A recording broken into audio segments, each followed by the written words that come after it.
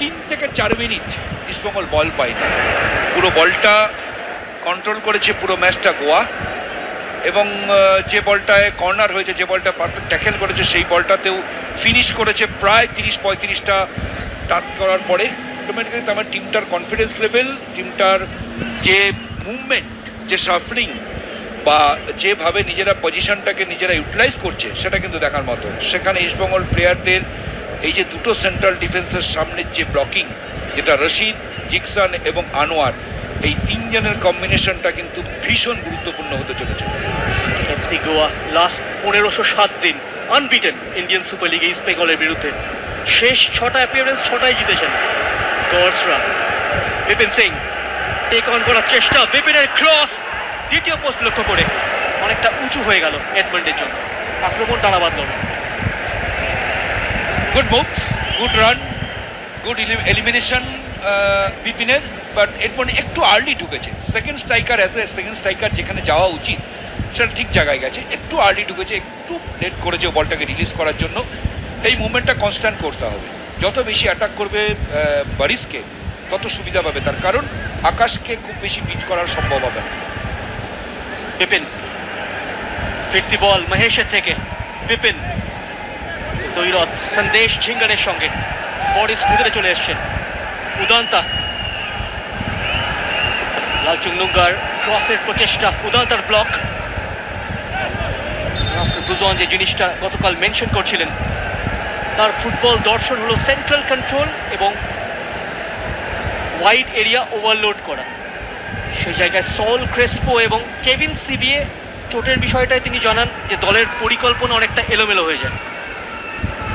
দেখ, কেভিনের জন্য ঠিক আছে, সেটা ভাবাই যায়, বাট সল ক্রেসপোর টানা 4টে ম্যাচ কখনোই খেলেনি আসার পর থেকে।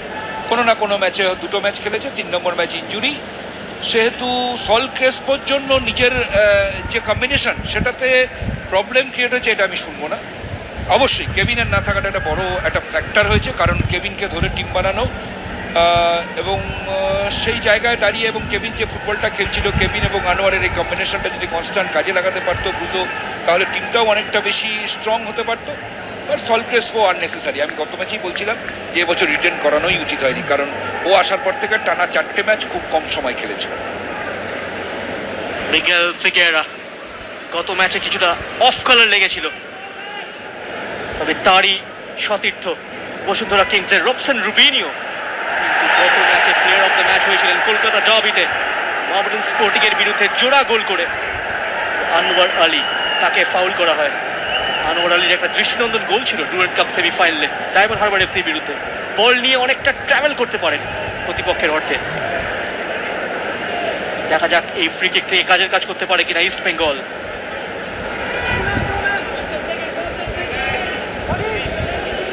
উচ্চতা সম্পন্ন খেলোয়াড়রা কিন্তু ওভারলোড তৈরি করবে এফসি গোয়ার বক্সে। তবে পল মোরেনো এবং সন্দেশ জিঙ্গান এরিয়ালি ভীষণ কমান্ডিং।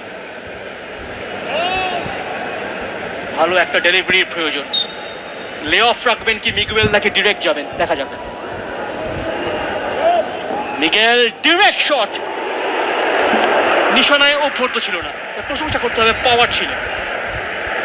ভীষণ ভালো কন্ট্যাক্ট হয়েছে বলের সাথে। বল যে পাওয়ারে বল ট্রাভেল করেছে সেটা কিন্তু দেখার মতো। অন টার্গেট থাকলে ঋত্বিককে কিন্তু কিছুটা হলেও ট্রাবল ফেস করতে হতো। বলটা কেটেছে, একটু বেশি বাইরে যাওয়ার পরে কেটেছে, তার কারণ আউটসাইডটা মেরেছিল যাতে ঋত্বিকের আউট অফ রিচ যে পোস্টটা, সেই পোস্টটা থেকে বলটাকে কাট করতে পারে। পাওয়ারফুল ছিল, bad luck, but idea was very good.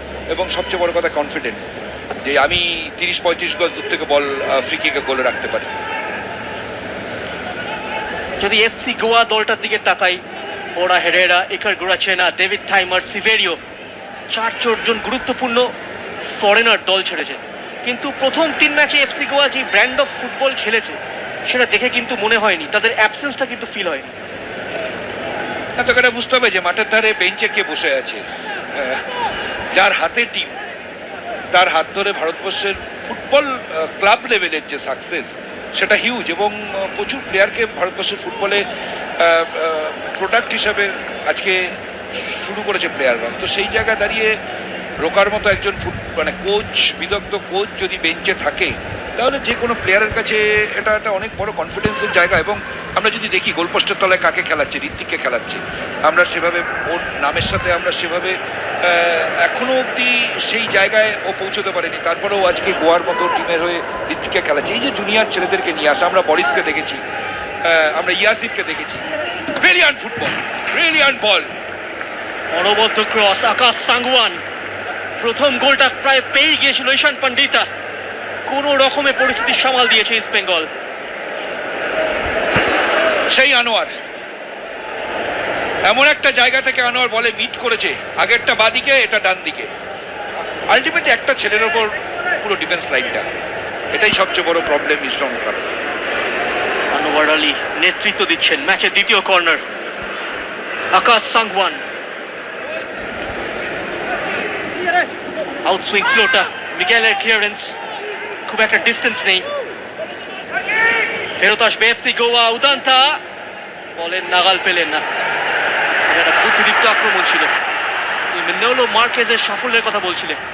FC গোয়ার হয়ে দুটো সুপার কাপ জিতেছেন তিনি, এবং হায়দ্রাবাদ এফসিতে থাকাকালীন আইএসএল কাপ জিতেছেন। এবং এফসি গোয়ার হয়ে এটা তার ৭৮তম ম্যাচ ওভারঅল, এবং তার উইন পার্সেন্টেজ ৫৮.৬%। ৭৭টা ম্যাচের মধ্যে ৪৫টায় তিনি জিতেছেন, এবং তার অধীনে এফসি গোয়া গোল করেছে ১৪১টা।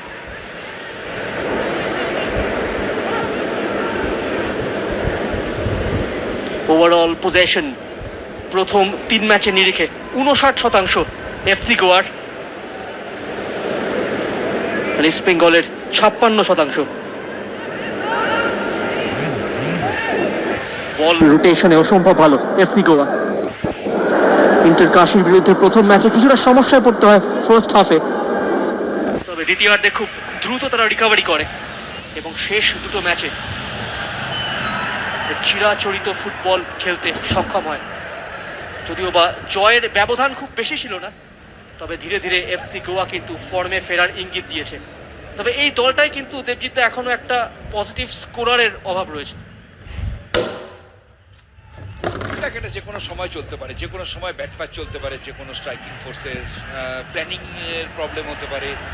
যেভাবে মুভ করছে টিমটা, দুটো সাইড থেকে দুবার যেভাবে ওপেন করে দিয়েছিল, আনোয়ার না থাকলে হয়তো এতক্ষণে ডাউন হয়ে যেতে পারতো ইস্টবেঙ্গল ক্লাব। সেই জায়গায় দাঁড়িয়ে তোকে বলতে হবে যে অ্যাটাকিং যে প্রসেস, সেই প্রসেসটাকে কিন্তু পারফেক্ট প্লেয়াররা ইমপ্লিমেন্ট করার চেষ্টা করছে। তার মানে আমার অ্যাটাকিং এর যে প্রসেস, সেটাকে আমরা নিয়ে যেতে পারছি অপোনেন্ট টিমের ডিফেন্সিভ থার্ডে বা আমার অ্যাটাকিং থার্ডে, এবং মাঝমাঠটাকে এখন অবধি আয়ুষরা কিন্তু ভীষণভাবে কন্ট্রোল করছে। এখন অবধি ইস্টবেঙ্গল ক্লাবের অপোনেন্টের যে মিড থার্ড, সেখানে গিয়ে কিন্তু ৪-৫টা টাচ খেলতে পারেনি। 1 টাচ বা 2 টাচ আমরা মানে ওরা বিপিনকে বল ফেলেছে, সেখান থেকে অ্যাটাক হয়েছে। কিন্তু যে ফুটবলটা গোয়া খেলছে, সেই ফুটবলটার ধারে কাছে কিন্তু এখনো ফুটবল খেলতে পারেনি। তার মানে মাঝমাঠকে আগে কন্ট্রোল করো। প্রথম কোয়ার্টার অতিক্রান্ত, স্কোর লাইন এখনো 0-0। এফসি গোয়া যথেষ্ট প্রাধান্য নিয়ে খেলছে। আরো একটা আক্রমণ, উদান্তা, তার ছায়া সঙ্গী Lalchungnunga. First time tackle, throw in. Boris, আক্রমণ তৈরির চেষ্টা FC Goa, miss control. Youssef Ezzejjari, পাল্টা আক্রমণ এবার ইস্ট বেঙ্গল। বাইরে অপশন বিপিন, মিগুয়েল বল চাইছিলেন ডান দিকে, এডবার্ন, তবে লক্ষ্য ছিল এজাজারি। সন্দেশ জিঙ্গানের অসম্ভব ভালো কভারিং। ড্রাজিচ, উদান্তা বল পায়। এফসি গোয়া দলটাকে কিন্তু অত্যন্ত স্বচ্ছন্দ লাগছে, এবং যেইভাবে তারা গোটা ফিল্ডটাকে ইউটিলাইজ করছে, বলটাকে রোটেট করছে, দেখে খুব ভালো লাগছে। তার কারণ হচ্ছে ম্যান টু ম্যানের ডিস্টেন্সটা কম। যখনই কেউ বল ধরছে অন্তত 3-4টে করে অপশন দিচ্ছে। আমরা যদি দেখি অ্যাটাকিংটা, যখন মিগুয়েল বল ছেড়েছে, সেই সময় অ্যাজেজারির ধারে কাছে কোনো ইস্টবেঙ্গল প্লেয়ার নেই। 4টে ডিফেন্ডারের মাঝখানটাতে বলটাকে রিলিজ করেছে। বাট আমরা যদি দেখি এই মুহূর্তে 3জন অ্যাটাকে যাচ্ছে। এই যে ম্যান টু ম্যানের ডিস্টেন্সটা কমিয়ে ফেলা, বা একজন অ্যাটাকে যাচ্ছে তার সাথে দুজন ফলো আপ করা, এই ব্যাপারটা এখন ইস্টবেঙ্গল করতে পারেনি। সেটা যতক্ষণ না করতে পারবে, অপোনেন্ট টিমকে প্রেশারটা তত কম আসবে অপোনেন্ট টিমের।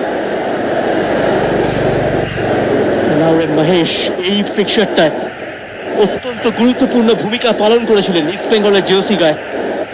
প্যাম্বলিমের সেই ম্যাচটাতে তার জোড়া গোল ছিল। এফসি গোয়ার হয়ে ব্যবধান কমান আলবার্তো নগুয়েরা, যিনি এই মরশুমে সই করেছেন চেন্নাই এনএফসিতে। দীর্ঘদিন পর নাওরে মহেশ ফেরত এসছে চোট সারিয়ে।